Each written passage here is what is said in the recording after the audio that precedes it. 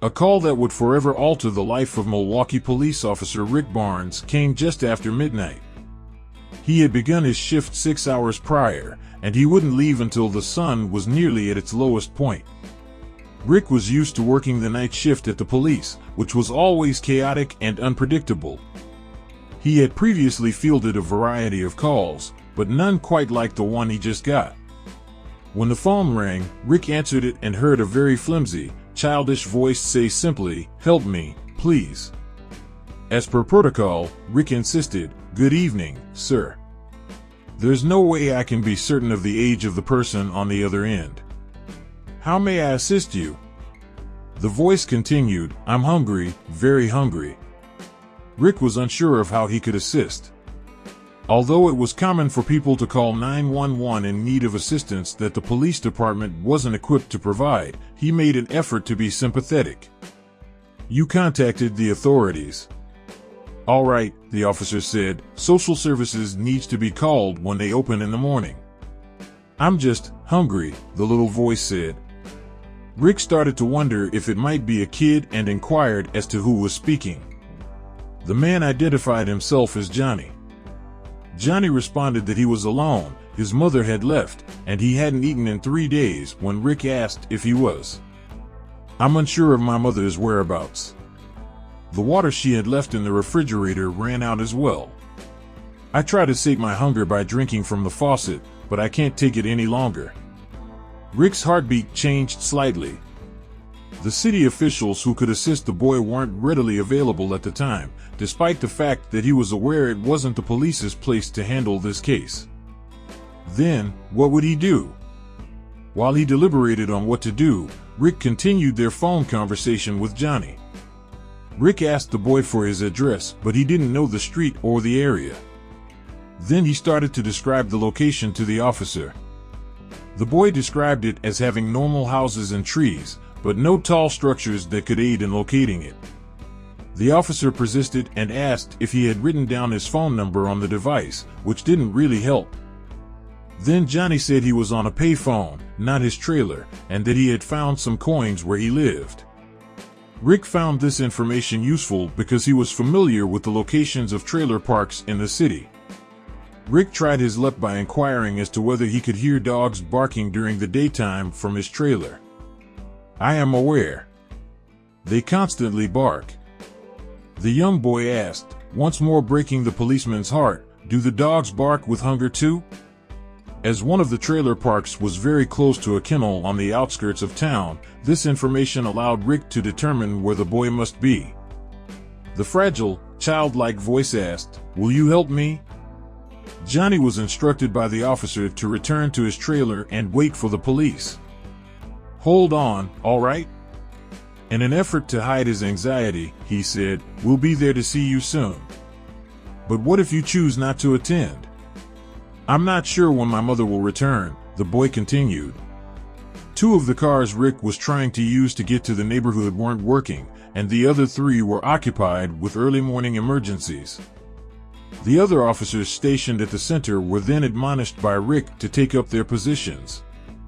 He was aware that the captain might issue a warning, but he was unable to continue waiting until a vehicle became available.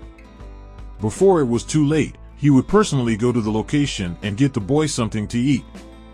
He requested Nate Long, another officer, to accompany him before leaving.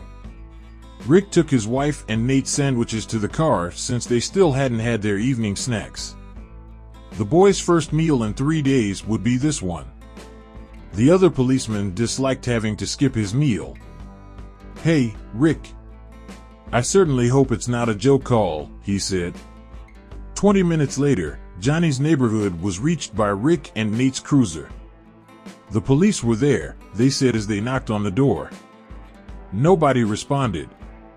They heard dog barking in the kennel as Nate knocked even harder. Rick considered using his power, but he decided against it. "Johnny? Boy, are you there?" "Rick's here. You called me this evening." A groan could be heard coming from inside the trailer a short while later. It appeared as though an animal was in pain there, but was unable to communicate its feelings. The boy was lying on the chilly floor and holding his belly when Nate and Rick forced open the trailer door. When the officers touched the boy, he again moaned. His voice had a sighing quality. When Nate caught Rick's partner's eye, Rick was already removing the sandwiches from the package to give them to the boy. I could see a leg lying on top of a bed in another room further inside the trailer. In the end, Johnny wasn't by himself. They could see that it was a woman in the bedroom. He appeared to be resting peacefully. She didn't wake up despite Nate's attempts to call her and gently shake her over the blankets. "Who is this woman, Johnny? His mother?" "You said you didn't know when she was coming back," said Rick as he gave the kid his lunch. The boy continued by saying that his mother had been acting in this way for a while and that he didn't know when she would return to stay awake. He mused as he ate his sandwich. "Sometimes she takes medicine and it takes a while to come back, you know?" Nate discovered Martha when he called her name. He repeatedly shouted the name, getting louder and louder. He then touched her after removing the blanket. His body was as icy as a lizard. The policeman felt the cold rise through his veins and caused the hairs on his arm after seeing the child's suffering, weakness, and isolation. He made the decision to take Martha's pulse because he was already prepared for tragedy. After all, he needed to eat. He looked at Rick and tried not to worry Johnny. The worst, however, had not yet occurred. She was still alive, even though her pulse was weak. Right away care was required. Nate left the room to call an ambulance while Rick took care of Johnny. In an effort to divert the young boy, Rick began by inquiring as to their residence there and what had transpired to cause them to run out of food. When Johnny's mother arrived home early from work feeling extremely dejected, he said it all began about 10 days ago. In the inventory division of a clothing factory, Martha worked. She moved boxes from one location to another every day while organizing thousands of boxes filled with orders for retailers and brands. She accepted the challenge even though it wasn't easy work in order to help her son. Since her husband Jack passed away from an aneurysm, she had been a single mother. She was forced to rent a trailer in that area close to the kennel because she didn't have enough money to pay the rent on the house they were living in outside of town. Although they were never wealthy, Martha and Johnny did have some solace while Jack was still alive. For them, their way of life abruptly changed. All of a sudden, Johnny had fewer friends, different clothes, and limited access to food. He also had fewer friends than before. However, he was aware that his mother was in pain while still being able to give him the bare necessities of food and shelter. Her mother had started taking medication to help her relax because she was constantly worn out from working at the factory. According to Johnny, his mother didn't consult a doctor before taking the medication. Not even to pharmacies did she venture. At the factory, I had once seen a coworker give her the pill bottle. While her son was concerned when Martha slept for extended periods of time, she always woke up. By chance, the owners of the fabric factory decided to organize the stock by installing new machinery in the business 2 months ago. This significantly reduced Martha's workload. The system could accomplish in 15 minutes or less what she could in an hour by looking at spreadsheets and consulting her coworkers. From that point forward, Johnny noticed that his mother would return home feeling anxious and nervous rather than physically exhausted. She asked the boy, son, what will become of us, but he didn't get what she was getting at. She started taking more medication during this time, and it took her a growing amount of time to regain consciousness. The factory owners then expelled Martha 10 days ago. Her and other people's roles were no longer necessary due to the automated system. Although Martha had anticipated this would occur, she had hoped to be offered a position in a different department of the factory, but that didn't happen. She hasn't been able to save any money over the past 2 years. The meager pay only covered the cost of renting a trailer, as well as food, clothing, and very little else. She's completely lost her ability to keep her house upkeep without a job. They distributed food as rations as they could. Martha even attempted to use credit to purchase food, but the market refused. In my desperation, I sobbed daily. He considered asking for food outside with Johnny, but ultimately abandoned the idea to spare his own son from this embarrassment. The story had reached its saddest point by the time Johnny finished eating Officer Rick's sandwich. Instead of being happier, Johnny started crying. He claimed that his mother and he had been without food for several days and that she had taken her medication to help her forget about her hunger. Martha dozed off and never woke up again as the boy grew weaker and hungrier. When Officer Nate and two paramedics entered the room along with Johnny, Johnny ceased narrating the tale. The boy didn't understand there was a more serious issue going on than just his mother sleeping until they started to remove her from the bed. The men carried her onto a stretcher and into the ambulance as he sobbed more loudly. As he took the boy in his arms, Rick Barnes assured him that everything would be all right and that they would both visit the hospital. Rick and Johnny entered the vehicle together. While Johnny was being examined by an on-call physician, Martha was urgently transported to the ER. The two were identified as having both dehydration and malnutrition. The youngster took a saline solution and started to feel a little stronger. On the other hand, his mother had to stay in the hospital for a few more days because the medication she had been taking ended up making the issues worse. When Johnny heard this, he immediately felt threatened and insecure. When the boy asked, "But what will happen to me now?" Rick gave him a big hug and assured him that social workers at the facility would look after him in a different setting just until his mother recovered. The boy tightly hugged the man's waist as he stood to leave. "Officer Rick, I don't want to stay here. My mother won't be able to find me after they take me to an orphanage. Please stop them from doing this," he pleaded. The policeman spent the entire night on the streets after already leaving his post to deal with that incident.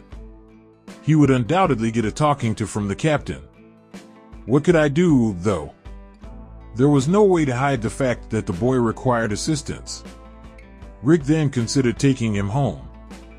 Since they didn't have any kids, they might be able to accommodate the boy for a few days until everything was resolved, which would surprise his wife greatly.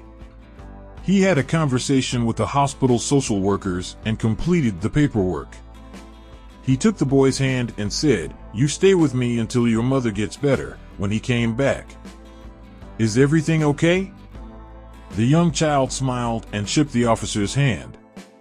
Rick made a stop at a diner on the way home so the two could get something hot. Rick pondered why he hadn't had kids as he observed the boy eating so enthusiastically in front of him. He might have been afraid of fatherhood, but at that precise moment he understood he had nothing to be afraid of. He might have been a good parent. A nice meal with protein, fiber, and carbohydrates was consumed by the boy. He requested a natural juice before they left so that Johnny wouldn't experience dehydration once more. He was speaking now with more vigor in both his voice and demeanor. The boy admitted that he missed his father and the way that they lived, but he also said that he made an effort to be a good son so that his mother wouldn't have to worry about him anymore. Every day he used to walk to school, but after they ran out of food, he stopped. In the car on the way to Rick's house, Johnny expressed his happiness at the fact that his mother was receiving care at the hospital. "Thank you for coming to assist us." The boy's words caused Rick to experience emotional turbulence in his heart. He had received thanks before in his career as a policeman, but this one was different. Rick's wife had new clothes and a bed set up in a guest room ready for the youngster when he arrived. When Johnny got up the following morning, he went to the kitchen and saw that Rick and Sonia had already made him breakfast. This was unlike anything the boy had experienced in over a year. "Thank you, Officer Rick," he said, apologetic. "No need to dial my police number. Only Rick is unharmed." As he gave the child a pancake, the officer responded, "Your family now." Rick picked Johnny up after Sonia dropped him off at school. They visited Martha at the hospital on their way back. When they entered the room and noticed the woman awake, they were shocked. Calling her name, Johnny ran to the bed and gave her a bear hug. When Martha saw her son eating well, she sobbed with joy. Though she continued to appear pale and dreary, she still appeared better than the day before. "Hi, I'm Rick, Mom. He works as a police officer. He was the one who rescued us," the boy claimed. She could feel her skin returning to normal temperature when Rick greeted her and introduced himself, freeing her from the morbid sensation of being unconscious inside the trailer. With a smile, Martha thanked the officer for all of his assistance. As she talked about the difficulties she had faced and what a terrible mother she had been, she started crying and then started crying again. "I was unsure of what to do. I was in need," she said. "I nearly gave up on life and quit for good," sounding terribly sorry and guilty. "Now that I'm looking at this nice guy, I'm grateful to God that I'm still alive and that you came to visit us. I will not surrender. However, I have no idea when I will be released." Rick advised Martha to take it easy and listen to the doctors, and that Johnny would stay at his house as long as necessary. He complimented her, saying, "By the way, you raised a very smart and responsible boy." The days that followed were all the same. Sonia drove Johnny to school, and Rick then drove him to see his mother. When the police captain realized that Rick had ultimately saved the life of the mother and the child and was now caring for the boy, he decided not to issue another warning to Rick. Because of the dedication Rick Barnes demonstrated in that case, his fellow police officers were even proud to have him in the organization. Rick drove them to the trailer after Martha received her hospital discharge 2 weeks later. The policeman was pleased to have helped that family, but he had grown accustomed to Johnny visiting his home.